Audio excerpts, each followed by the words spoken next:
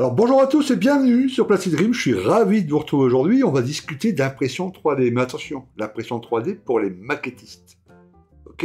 Alors maquettistes avions, blindés, dioramas, etc., les petits accessoires. On va pas parler ici de l'impression 3D en général, je vais pas vous conseiller une imprimante, je vais pas vous conseiller un logiciel, je vais pas vous expliquer comment on modélise. C'est une vidéo qui est faite pour les maquettistes qui se disent, tiens, et si j'investissais dans une machine, une imprimante 3D, en résine? Parce que celle en filament, bon, nous, maquettistes, on a besoin vraiment de grande finesse pour imprimer des toutes petites pièces. La résine, c'est un peu mieux que le filament pour ça.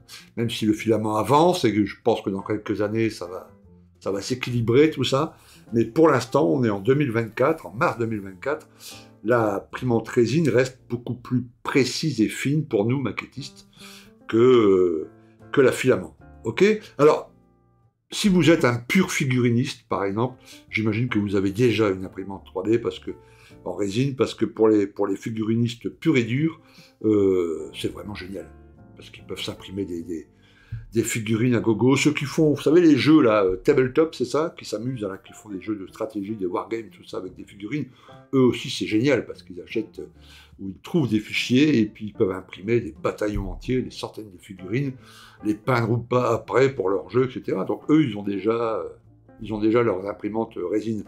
Ceux qui font du train, ils utilisent pas mal, pour faire leurs décors, tout ça, les grandes structures, des ponts, des machins, des imprimantes en filament, je crois, aussi pour le train, plutôt que la résine. Donc pour eux, c'est déjà... voilà, ils ont déjà sauté le pas, comme on dit. Voilà. Est-ce que pour nous, les maquettistes, ça vaut vraiment le coup? Ok? Parce que généralement, alors surtout les débutants, ils ont une mauvaise interprétation, idée de ce que c'est que l'impression 3D. On va en parler dans cette vidéo. Alors mon but, c'est pas de vous encourager ou de vous décourager à faire de l'impression 3D. C'est de vous dire ce qui va se passer quand vous allez acheter votre imprimante, et puis la façon de l'utiliser, etc. Est-ce que c'est ok, compatible avec ce que vous pensez? Parce que généralement, les débutants ont une mauvaise idée de ce que peut être l'impression 3D. Bon. Si vous imaginez que vous allez investir quelques centaines d'euros dans une machine, que vous allez la poser là, et vous faites l'analogie avec une imprimante papier, c'est-à-dire vous vous dites, je vais l'installer là, sur un petit coin, ça va me prendre quoi? 30 cm par 30 cm? Je vais la relier à mon ordinateur, je vais la brancher, etc. Parfait. Et je vais être en train de monter ma maquette, mon char ou mon avion, ok, je vais être en train de travailler dessus, puis là je vais me dire, ah, tiens, le siège de mon véhicule, là, il n'est pas terrible, hein. L'impression plastique, là, ça vaut pas le coup. Pas de problème, j'ai mon imprimante 3D. Hop, je vais sur Internet, je cherche siège le nom de ma maquette, ok, tac, je télécharge le fichier, je l'envoie dans l'imprimante, j'appuie sur un bouton, hop, ça s'imprime, hop, je prends mon petit siège, oh, il est super, magnifique, voilà, génial, ça vaut le coup quand même, j'ai bien fait d'investir dans mon imprimante 3D, hop, je la mets dans mon véhicule, ah bah oui, là ça se voit tout de suite, c'est quand même vachement mieux, ok? Et puis, voilà, ça vaut le coup, je suis bien content d'avoir investi de l'argent. Et bien là, vous foutez vous mettez le doigt dans le nez, ça se passe pas comme ça du tout. Du tout. Je vais vous expliquer pourquoi. Premièrement, croire qu'une imprimante 3D, c'est comme une imprimante papier dans son installation et dans son utilisation, c'est absolument faux. Une imprimante résine, ça demande un poste de travail à elle toute seule. Ok? Donc vous avez déjà un bureau, ok, on va dire qu'il fait 1,20 m sur 60 cm, il va vous en falloir un autre. Uniquement pour votre impression 3D. Résine, hein, on parle de résine ici. Hein. Ok, pourquoi? Parce qu'une fois que votre pièce résine est imprimée, il va falloir la nettoyer. La résine est hyper toxique. Il y a également besoin de protection, des gants, respirateurs, etc., etc. Ok? Très bien. Ça va sentir dans la pièce. Alors vous faites ce que vous voulez, mais vous ne pourrez pas installer l'imprimante résine dans le salon ou dans votre chambre à coucher. Pas possible. Parce qu'il y a des odeurs, bien évidemment, quand on travaille la résine, comme ça, pure, liquide, et c'est assez toxique. Bon. Donc, une fois que c'est imprimé, il faut nettoyer cette résine. Alors, certains le font dans un bac, avec de l'alcool isopropanol. Elle aussi, ça dégage une sacrée odeur. Ok? Et puis, il faut frotter, il faut tremper, il faut refrotter, il faut retremper. Il faut savoir que ces produits-là, l'alcool, l'isopropanol, ça ne se jette pas dans l'évier après, une fois qu'elle est usagée. Il faut en déchetterie spécialisée, etc., dans des bidons, enfin, tout un truc pour la traiter ensuite. OK? Très bien. Une fois que c'est nettoyé, OK, hop, on passe à une période de séchage. Il faut qu'elle soit durcie aux UV, votre résine, pour pouvoir être utilisée ensuite. D'accord? Donc là, il y a des machines qui sont vendues exprès pour ça, très bien. Mais il y a aussi, beaucoup utilisent le petit hack là, et vous savez, les filles, quand elles font du vernis sur leurs ongles, là, pour que ça sèche, les petites machines à UV, c'est tout petit, comme ça, c'est un peu moins cher. Une grosse machine. Et puis bon, il faut que ça rentre, il faut penser que votre pièce rentre en dessous. Généralement, nous, maquettistes, on fait des tout petites pièces, donc les petites machines, là, pour les nanas, ça marche très bien. OK? Mais vous pourrez aussi envie, un jour, vouloir faire une grande figurine, par exemple, une grande pièce, un corps entier d'un char, un truc comme ça. Là, ça ne va pas passer dans cette petite machine, il va vous falloir acheter la grosse machine. Il y a aussi ceux qui le font dans une petite machine, et ensuite, s'il fait chaud, l'été, vous le mettez au soleil une journée ou deux, enfin une journée, et puis là, ça va bien durcir la résine. Et là, après, vous pouvez l'utiliser. Tout en sachant que, pour imprimer votre résine dans votre machine, vous allez avoir besoin de supports, des petits supports. Je vous mets quelques photos, j'ai trouvé des petites photos sur Internet, là. Voilà ce que c'est qu'un support. Ce sont des petits supports qui vont aider la résine à bien se placer sur la pièce, etc. Et une fois que la pièce est nettoyée aux UV, etc., avant ou après, peu importe, je ne suis pas là pour expliquer la technique, mais ces petits supports-là, il va falloir les enlever. OK? Donc, il y a des petits plots d'accrochage qu'il va falloir poncer, limer, à savoir, et ça, il y a beaucoup de débutants qui sont surpris quand je leur dis ça, mais la résine ne se travaille pas du tout comme du plastique. Ce n'est pas du plastique. Je sais que pour l'instant, vous avez vu plein de pièces en résine sur votre écran d'ordinateur. Et donc, vous ne savez pas la matière que...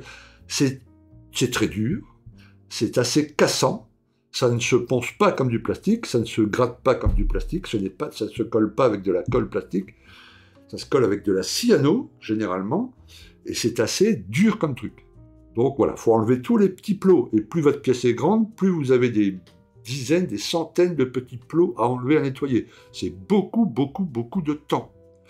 Plus vous allez imprimer une pièce très fine, un petit arceau pour le moteur de votre avion, une petite pièce pour votre char, pour votre blindé, des petites chenilles, plus les pièces sont petites, il va quand même falloir des plots, même si la pièce est petite, mais le nettoyage des plots, c'est-à-dire les couper à ras, puis après bien les poncer pour qu'ils soient invisibles, etc., si votre pièce est très fine, très petite, très fragile, ce n'est pas impossible, puisque les maquettistes le font, mais ça demande une certaine dextérité, voilà.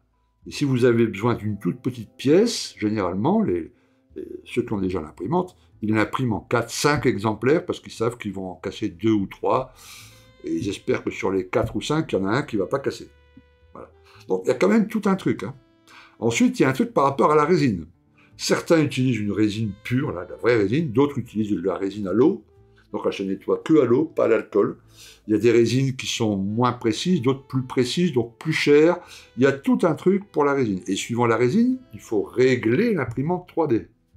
Si vous avez une résine super chère, super qualitative, etc., vous ne mettrez pas les mêmes réglages que si vous avez une résine bas de gamme ou à l'eau ou à patati patata. Voilà. Donc ça aussi, il faut prendre ça en compte si vous voulez faire de l'impression 3D. Une autre chose, les objets que vous allez vouloir imprimer, il y a deux solutions. Soit vous les trouvez sur Internet, vous les téléchargez et vous les imprimez, soit vous les modélisez vous-même. Voilà. Donc si vous n'avez pas beaucoup d'expérience informatique, aucune expérience de modélisation en 3D, ne vous dites pas que vous allez vous former en quelques jours. Je vous rappelle que la modélisation 3D, c'est un métier. Que ceux qui vont à l'école, en cours, pour avoir un diplôme de modélisation 3D, c'est généralement 3 ans, 4 ans, voire plus. Okay, j'ai moi ici, là, juste à côté, l'école des Gobelins, qui forme, paraît-il, je n'y connais rien, c'est pas mon milieu, mais les meilleurs modeleurs 3D au monde, paraît-il. Voilà. J'ai appris récemment que dans le film Le Seigneur des Anneaux, tout ça, enfin, vous voyez, les modélisations 3D qu'il peut y avoir dans ce genre de production, la moitié des gars qui bossent dans ces grands studios-là sont des Français qui ont bossé et qui ont fait leurs études ici au Gobelin, à Paris, une des meilleures écoles 3D. Bref, ces gars-là, ils vont 5 ans à l'école pour faire des personnages, des figurines, des machins. Ne vous imaginez pas qu'avec 2, 3 ou une dizaine de vidéos YouTube, vous allez pouvoir modéliser un pilote de chasse ou un pilote de char au 32 ou au 35e, en lui donnant la position que vous souhaitez, dans son char, comme ça, avec la main posée. Ça, c'est des années de travail. Voilà. Réaliser des petites pièces, une façade de maison, une petite barrière, un petit tonneau, des petites caisses en bois, etc. Ça peut se faire. Suivez quelques petites formations sur YouTube, inscrivez-vous à quelques trucs. Avec un peu de travail, vous pourrez y arriver. Okay, vous pourrez également aussi trouver ces objets gratuitement sur certains sites qui distribuent Culte 3D, etc. Enfin, je ne donne pas d'adresse, mais il y a plein de sites 3D qui donnent des choses. Il y a des petites choses aussi qui sont payantes. Notre ami Plasmo, par exemple, dans sa dernière vidéo, où il montre le P47 mini-art, vous avez vu dans sa vidéo, il a modélisé lui-même une pièce du moteur, hein, je vous mets là une photo, et il le vend, il a le lien en dessous, et puis vous pouvez l'acquérir, le télécharger, et puis le mettre dans votre propre P47, etc. Sachez que Plasmo, par exemple, alors, dans une de ses vidéos, il expliquait il y a quelques années qu'il était en école d'ingénieur. Je ne sais pas en quelle branche, si vous voulez, mais je crois que ça a à voir là, avec la mécanique et la pression 3D. Je crois qu'il a déjà une grande maîtrise des outils informatiques. Voilà. Vous avez vu la facilité avec... Enfin, la facilité. Là, vous avez vu une vidéo qui dure 5 minutes. Il a peut-être travaillé une semaine sur son petit modèle en 3D. Hein. Mais vous et moi, même si on travaille une semaine, on n'arrivera jamais à ce niveau-là, parce que lui, je pense que professionnellement, derrière, il bosse là-dedans. Voilà. Okay, ou il étudie là-dedans, ou un truc comme ça. Bon. Ok. Donc ça, vous pouvez l'acheter son moteur. C'est 10 € en plus. Bon. Pas grave. Mais avec ces 10 € là en plus, vous pourrez en imprimer une fois, 2 fois, 3 fois, et puis pour les copains, et puis vous avez le fichier après sur votre ordinateur que vous pourrez garder tout le temps. Si vous refaites un P47 dans 10 ans, ben hop, on repasse dans l'imprimante, etc., etc. Donc vous trouvez aussi des petits trucs comme ça à acheter. Certaines boîtes comme Viz, je crois, Easy, enfin je sais plus, une petite boîte qui fait des petites choses en résine, propose des petites choses en résine à l'achat, donc vous recevrez physiquement chez vous une petite boîte avec dedans le truc déjà imprimé, mais propose aussi des fichiers en téléchargement un peu moins cher. Donc là, vous payez quelques euros, téléchargez, imprimante 3D, etc. Voilà. Mais si vous avez l'intention, vraiment, parce que beaucoup de débutants, c'est ça, j'insiste, parce que je l'ai entendu des centaines de fois, ça. Tu vois, le tableau de bord là, de mon avion, il n'est pas correct, c'est un vieux truc Revell. Ah ben, je vais hop, mon logiciel, et puis je vais en faire un moi-même, et puis je l'imprime. C'est possible, mais ça demande une grosse formation avant. Les logiciels de 3D sont pas évidents à maîtriser. Alors si derrière vous avez un background informatique, comme notre ami Floppy, par exemple. Floppy, c'est un bon exemple. Floppy est un géomètre, donc il utilise des logiciels de tracés, etc. Donc il a une certaine habitude de ce genre de logiciel. Il a aussi formé son cerveau à ça. C'est-à-dire que c'est un géomètre, donc lui, il voit tout en volume, en taille, en machin, en mesure, Voilà, il sait très bien se déplacer dans un espace 3D, parce qu'il le fait sans arrêt à son boulot, dans sa tête, etc. Donc il a un logiciel 3D, et il modélise des petites choses super sympathiques, qu'il nous a montré souvent, des petites... voilà, c'est parfait, ok. Mais si vous n'avez pas ce background-là, comme moi je suis cuisinier, voilà, et voilà, je modélise très peu en cuisine, il faut bien l'avouer, eh bien... ça veut dire qu'il faut vous former à côté, voilà. Donc soit vous faites les choses sérieusement et vous prenez des cours, vous payez 100 ou 200 € sur Eleform ou autre, une autre plateforme de formation, puis vous suivez un truc très sérieusement de formation en 3D, mais si vous pensez que vous allez arriver à faire un tableau de bord nickel, à l'échelle, qui va rentrer parfaitement dans votre vieille maquette Revell, du premier coup, comme ça, en 10 minutes, vous mettez le doigt dans le... Il y a beaucoup de boulot derrière. Il y a beaucoup de boulot en modélisation, et après, quand vous imprimez, il y a quand même pas mal de taf à faire. Hein. Okay, réussir son print, il faut bien régler son imprimante. Alors, disons que, On va partager l'information avec des gars, on va trouver sur Internet, là, ceux qui ont la chance d'être sur Discord de Plastic Dream, vous allez trouver plein de gars qui font, donc ils vont vous dire, ah bah t'as telle imprimante, telle résine, mets ces réglages-là, tu vas voir, et tu vas mettre les réglages-là, et ça va marcher nickel.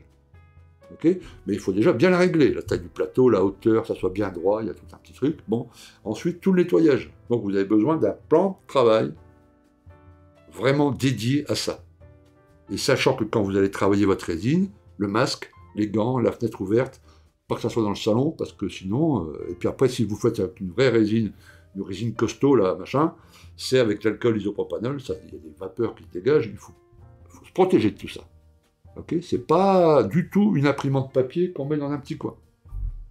Alors, ceci étant dit, quand on maîtrise la chose, pour ceux qui ont déjà une imprimante résine, puis qui la maîtrisent bien, ils la connaissent bien, on fait des choses formidables. Regardez la vidéo de notre ami Jean-Frédéric Villette, sur sa chaîne Panzer Division, il ajoute des petits accessoires, il imprime des petites choses, c'est génial. On peut faire des choses vraiment top, top, top. Sachez que ça va vous prendre du temps. Que si vous avez 1 heure tous les soirs pour maqueter, et puis 2, 3, 4 heures le week-end, bon, et ben vous allez monter moins de maquettes, parce que même imprimer, préparer les pièces, nettoyage, ça va vous prendre du temps. Donc vous aurez une production, vous ne sortirez plus une maquette toutes les 3 semaines.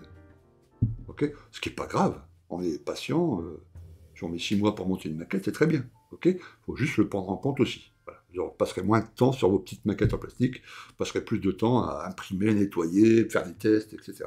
Bon, sachez aussi qu'évidemment, je le dis pas, on va un peu en parler, mais qu'avec votre imprimante résine, vous pouvez imprimer aussi des choses qui vont servir à la famille. Il y a plein de trucs gratuits sur l'internet, des trucs pour tenir le téléphone, des petits accessoires rigolos, des petites statuettes, un petit jeu d'échecs qu'on peut imprimer, voilà, faire plaisir. Ok, mais moi je faisais une vidéo pour la maquettiste. À quoi ça va nous servir dans nos maquettes. Voilà. Donc, il y a plein d'avantages, mais ne partez pas dans ce truc en me disant, voilà, je l'installe et puis le lendemain, j'améliore à fond mon char, je fais le full intérieur, je fais les chenilles en résine, les machins. Ça ne se passe pas comme ça. Il y a quand même pas mal de taf derrière. Il y a aussi un coût. Okay, une bonne imprimante résine aujourd'hui, alors, en bas de gamme, ça doit commencer dans les 200, 210, imprimante résine.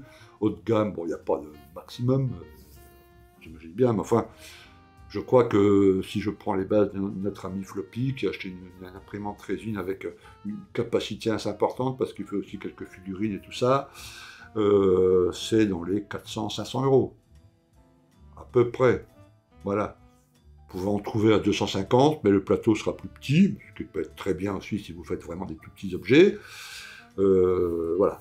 Donc entre 250 et 500 balles. Les machines, là, pour nettoyer et tout ça, ça tourne autour des 200 balles, je crois. Dans ces eaux-là. Voilà. Généralement, les petits accessoires, vous savez, qui servent à enlever la résine, qui servent à... Voilà. Votre premier pot de résine liquide, fourni avec l'imprimante et tout ça. Mais après, je crois que c'est des demi-litres, voire des litres, je crois. Et 1 litre, c'est à peu près... ça tourne dans les 50 balles. Celle de qualité, super, 8K, machin, 100 balles. Mais sur Internet, je me souviens, et les goûts, là, la première truc que j'ai acheté, et les goûts, c'était 50-55 balles. Et avec le contenant, là, je ne sais plus si c'est un demi-litre ou 1 litre, vous en imprimez quand même pas mal. Parce que ce que vous n'avez pas utilisé, vous voyez le principe à peu près, vous remplissez un petit bac de résine, il y a la machine qui travaille, une fois que votre objet est imprimé, la résine qui reste dans le bac, elle est réutilisable, on ne la jette pas à la poubelle. Donc on la filtre, on la remet dans la petite bouteille, puis on l'utilise la fois d'après. C'est quand même assez minime, on imprime quand même pas mal. Et si vous passez, vous l'utilisez que pour faire des petits objets, des petites choses, des petits jerrycans, des petites choses comme ça, avec un litre, là, enfin un bidon, là, ça tourne quand même pas mal, vous en faites quand même pas mal. Mais bon, ça a un coût. Si vous ne choisissez pas l'option imprimante à l'eau, résine à l'eau, pardon, il faut l'alcool isopropanol, là aussi c'est un coût. C'est aussi un truc pour s'en débarrasser, on met ça dans des bidons, il faut emmener ça à la déchetterie spécialisée, etc. On balance pas ça dans l'évier, c'est hyper toxique. Voilà, il y a ce côté aussi toxicité qu'il faut prendre en compte. Si vous prenez tout ça en compte et puis que vous vous organisez, voilà, avec une évacuation, machin, vous savez que ça va vous prendre du temps, mais c'est parfait, allez-y. Plongez là-dedans à fond, vous allez voir, c'est un truc génial. Moi, j'ai pas fait cette option-là, parce que si j'avais que ma maquette, si vous voulez, sans mes vidéos, sans mon YouTube, etc., J'aurai certainement un post impression 3D là, parce que c'est vraiment génial. Mais avec mes vidéos YouTube et tout ça, je n'ai pas le temps. Voilà. Donc, comme je sais que ça demande une formation pour la modélisation, de la place, pas mal de place pour pouvoir installer tout ça, les odeurs et tout, j'ai fait le choix, moi, d'acheter des choses qui sont déjà imprimées, et je les reçois déjà imprimées. Ou alors, si c'est pas possible, eh ben, je demande à un ami qui a une imprimante de me l'imprimer gentiment, s'il le veut. Voilà. C'est l'option que j'ai prise, mais je comprends tout à fait ceux qui prennent l'option d'acheter et puis d'installer. Mais voilà. Soyez au courant de ça. Voilà. C'est pas une imprimante papier du tout. Alors voilà, mes amis, assez de blabla pour aujourd'hui. J'espère que cette petite explication à propos de l'impression 3D pour les maquettistes vous aura un peu aidé, vous aura un peu aiguillé. Voilà, n'hésitez pas à franchir le cap si ça vous intéresse. Maintenant, vous êtes au courant des pour et des contre, si on peut dire comme ça. Et puis, bonne impression 3D. Et puis, je vous dis à très, très, très bientôt sur Plastic Dream. Prenez soin de vous, les copains. À plus, ciao.